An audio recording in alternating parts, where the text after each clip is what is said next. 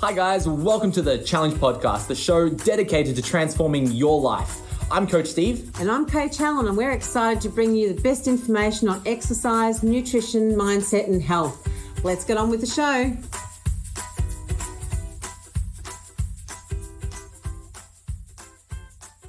What's up guys, Coach Steve here and welcome back to another episode of the Challenge Podcast. In today's episode, I'm joined with Max's grand champion from the September Challenge, Tim Mago. And Tim has a really unique story where he's done a couple of challenges in the past, and this challenge really highlighted the importance of education. So if you find yourself in this challenge right now, maybe you're doing the challenge and you're not sure how you can get the best result, this is the podcast you want to listen to because Tim really breaks down how he learnt as much as he could with training and nutrition to really smash a challenge. And he goes through lots of his tips and tricks on how he was able to transform his body and regain his youth. So sit back, relax, and enjoy the podcast. What's up, guys? Coach Steve here, and welcome back to another episode of the Challenge Podcast. Today, I'm joined with Tim Mago, and Tim is a very special guest. Tim is the winner of the September Max's Challenge. So, Tim, welcome to the podcast. Thanks, Stephen. Appreciate it. Man, I'm so excited to finally get a chance to chat with you here. Tim, would you like to start by giving us a little bit of an introduction of yourself, telling us where you're from, what you do for work, and who is Tim Mago? Yeah, so I'm from Werribee in Victoria, the western suburbs. I'm a sales manager for a seafood importer. So we order shipping containers of seafood and I sell stock to wholesalers and food service groups, and then they sell it to restaurants, all that kind of stuff. That's me basically. Yeah. So tell me a little bit about your job. We've had a few people in the challenge who have sales roles. Is your role mainly on the road or are you mainly office-based? Yeah, so the way we're set up is we've got a head office in Perth. The state managers, we all work from home and we're basically on the road seeing customers trying to sell our stock. The stock that we buy goes into public cold storage. So we don't actually have an office. We all work from home. Yeah. So I guess what I'm alluding to is you spend a bit of time on the road and traveling. Is that correct? That's correct. Yeah. Would you be able to speak about your experiences with maybe traveling for work and then finding time to do things such as meal prep and going to the gym and completing the challenge? What was that experience like with work and then completing the challenge? Yeah. So lucky I have a little bit of flexibility with work as I work from home, but I spend most of the day on the road. So the way I did it is I've got an exercise bike at home. I would wake up in the morning and do a bit of cardio before breakfast or sometimes after breakfast and then hit the road, do the work. I'd come home and then hit the gym, do some weights at night. Then I would also, after the weight session, I'd do a little bit more cardio, and that kind of gradually increased from the start to the end of the challenge, a little bit extra cardio. But it was definitely hectic. It didn't leave me much time doing the gym and the challenge. And of course, we got a little baby boy as well. So it was pretty full on. How old's the baby boy? He is now 15 months. 15 months. Wow. So you're on the road a lot. You did in the challenge, you won the challenge, and you've got a child that's not even 2 yet. You're a role model to a lot of dads out there. I love it. Tim, we all have our own stories as to the reason why we started the challenge. Would you like to tell us the reason why you decided to start the September challenge? Yeah, definitely. I was getting quite out of shape. Kind of the nature of the job, as I said, on the road a lot. It's a little bit less physically demanding than my previous job. And I've been doing this for 4 years. I haven't been consistent in the gym, and especially when we had my partner pregnant and we had a little boy, I'd been more than a year since I'd been to the gym and I've packed on the weight. So I was getting quite out of shape, which is not very common for me. So that was the main reason to get the challenge. I really wanted to get my fitness back on track, get into some really good shape because I wanted to be obviously a good role model to a little boy as he's growing up. And I had done the challenge back in 2013. One of my friends had done it in 2012 and he made the top 10. He did a really awesome transformation, Jake Lowe. And that's how I actually learned about the challenge. I did it the next year. Did okay, but didn't make top 10 or anything like that. And then so thinking just back in late July, early August is when I decided I've got to do something. And I straight away got onto Google and had a look at when the next Max Challenge is. And it was only a few weeks away. So I thought I better start straight away. So straight away, I went back to the gym. I got a new trainer. I started training a couple of days a week and then started to build on that. I think I had about 5 or 6 weeks before the challenge started. So by the time the challenge started, I'd already been hitting the gym 4 times a week and then all out once the challenge started. Yeah, amazing. And you've achieved such an amazing result and something you should be very, very proud of. Now, Tim, you kind of highlighted a common story or theme that happens with a lot of us as we age, and that's our priorities changing. So as you got older, you now have a child, and you've got your job, and you've got different priorities now. And you always said that you were fit and healthy, and then that weight kind of creeped on. And my question to you is, was there a specific moment, maybe you looked at yourself in the mirror or you didn't fit into a certain shirt? Was there a specific moment where you said, Tim, time to do something now, let's do the Max's Challenge again? It's an accumulation of a few of those little things, like a few comments from friends, that obviously noticing the weight, also the clothes as well, having to buy some new clothes because they weren't fitting. There's an accumulation of that, not liking the look of being a bit overweight. And so this is something I'd been thinking of, and I knew I was going to do something about it. I was just kind of putting it off and finding it hard to find the time.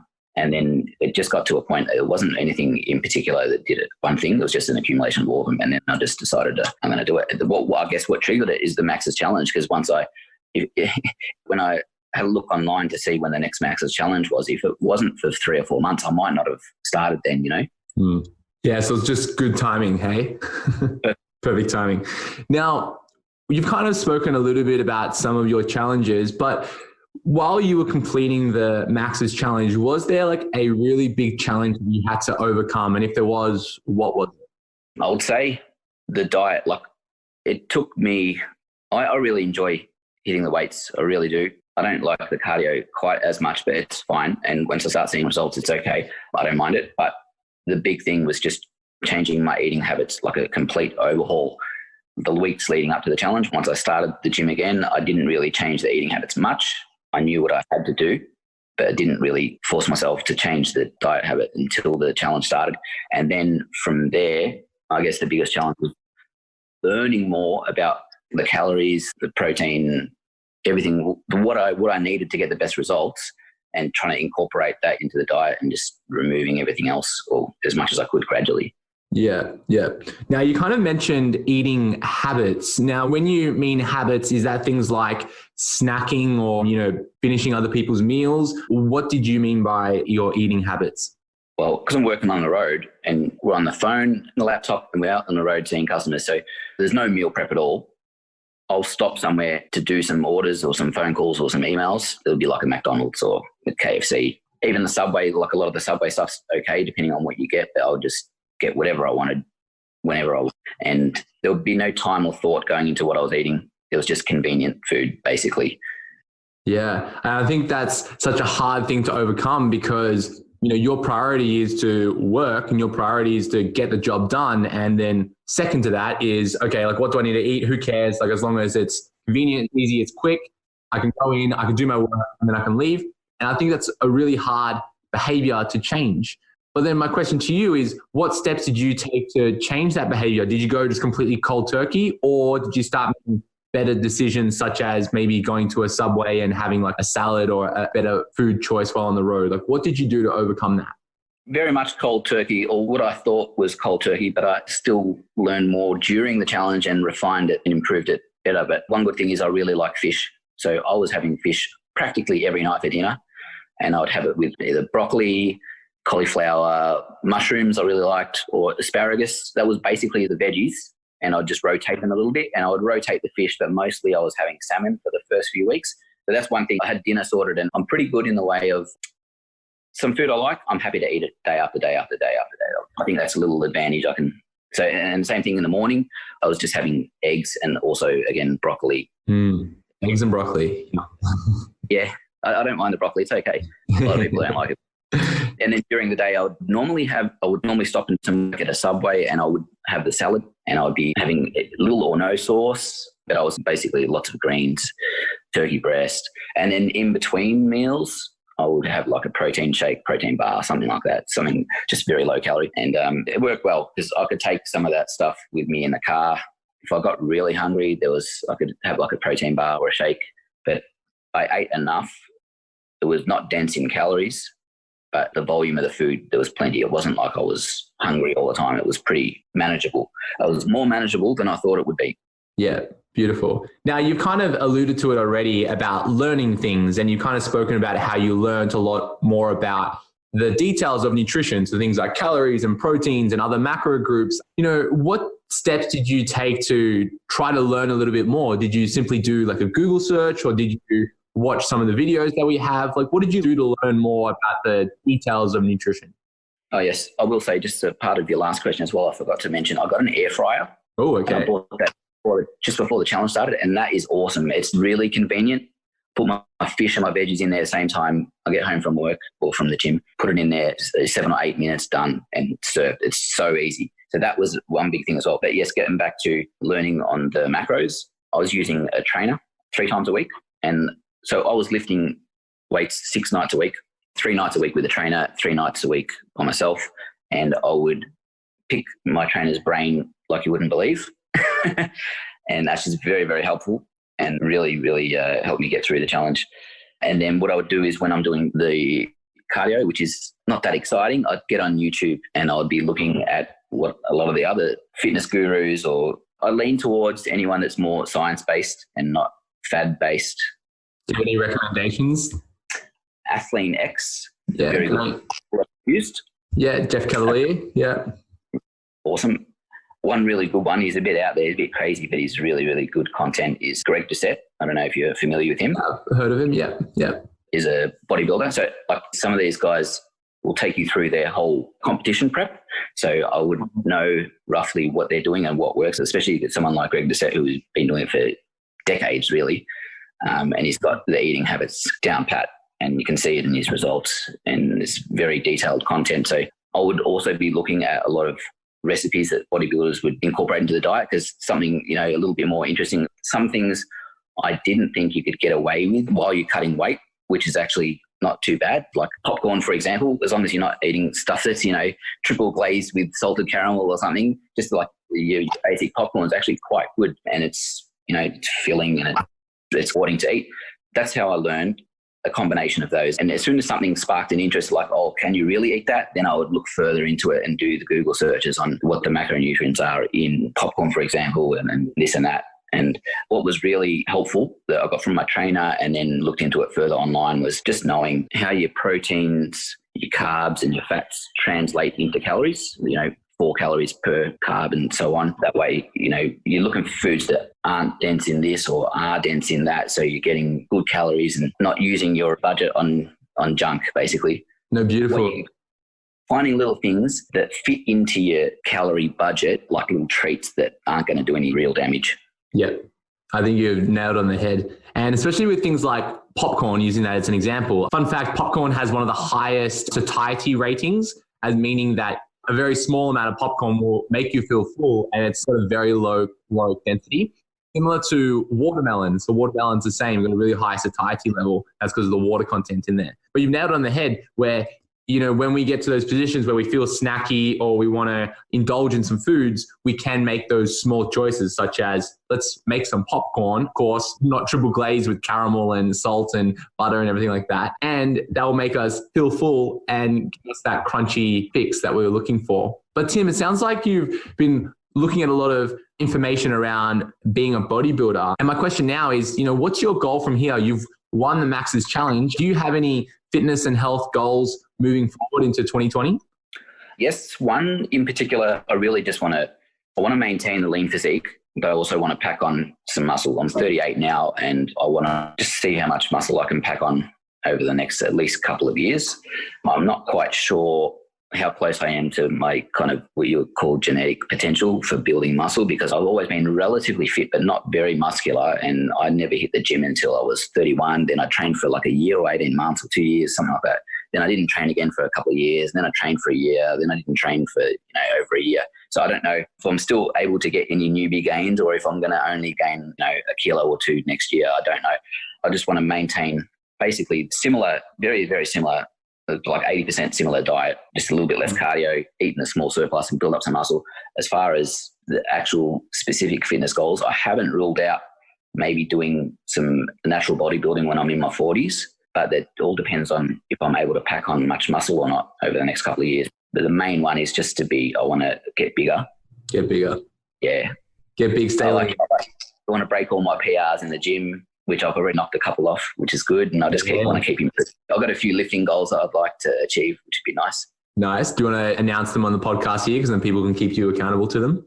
Sure. I haven't deadlifted more than 160 kilos. And just to give you an idea, I'm only 5'3", so I'm not a very big guy. But I would like to hit at least 180, possibly get close to 200 or more. It might take a few years, but I would like to get there. I just like seeing it improve. It's just a good feeling.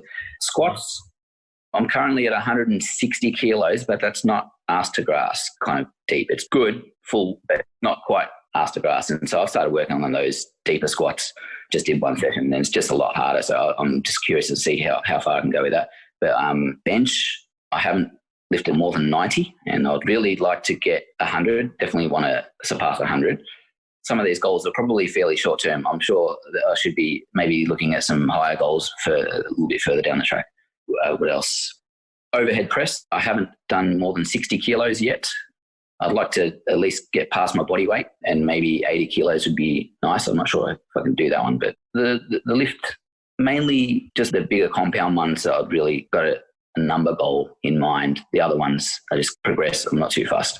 Mate, that sound like very achievable goals. And remember that strength really is a skill, and it can ramp up really quickly, and then it can go down quite quickly as well. But building muscle is a different conversation as well. But judging off just your squat, if you could squat almost as much as you're deadlifting, I think you can definitely smash out that deadlift. And then if you're overhead pressing almost as much as you're benching, I think you can smash out that bench as well. So you got lots of potential, which is exciting to see. Mate, you've won the Max's Challenge, and there's probably a few people listening to this who are interested in doing the challenge, or are thinking about doing the challenge, or are currently doing the challenge. You know, what advice would you give somebody who's listening to this and they went, you know, Tim, what can I do to win the Max's Challenge? What advice would you give them? Oh yeah, definitely. You got to track what you're eating. You can't be eating anything without knowing how many calories it is and what the breakdown of the nutrients. And you really need to know, or get as close as you can to finding out what your maintenance calories are, and work on that. You really need to know those numbers. It becomes a lot easier. I've done this before in the past and not done that well and not focused on this. And this is the biggest thing. The other thing is useful information of like how many calories you burn to lose a kilo of fat, roughly. I was told about 7,700 calories is going to be roughly a kilo of body fat gone. So if you can kind of have these numbers in mind, you can hit your daily and weekly targets, and you know you don't have to obsess, like keep checking the scales and all that kind of stuff, but you don't need to panic when you understand that you've definitely created a calorie deficit. You're following it. The scale's not moving, but there's all these other variables, like you could be holding water depending on what you've eaten and this and that. There's so many variables with your weight day to day that as long as you've got those numbers and you know you're hitting them, you know it's going to come off. Like I'd do everything right for a few days and I would see the scales not move at all, or only move 100 grams. And then in the space of 3 days, a kilo's gone, but because there's all these other variables with the water weight and this and that. So you really think you need to know the numbers of what you're eating, and you need to know the numbers of what you're burning on, you know, with your cardio, and you have to have an idea of how much you're burning and how much that's going to translate into. And then just have a bit of patience with the scales, because they will, if you're doing everything right, they're going to come down, even though sometimes it looks like it's kind of stalling. Well, that's really good advice. You're saying to make sure you track your food and to not over obsess with the number on the scale. Is that the main two? Yep. Yeah, beautiful. Tim, let's wrap it up there. I want to say thank you so much for being part of the Challenge podcast. And I want to congratulate you on such an amazing transformation. I know that you're such a big role model to lots of guys out there who are in a similar situation to you and are looking to transform their body. So for that, I want to say thank you, and thank you for being part of the Challenge podcast. Thanks, Stephen. Appreciate it.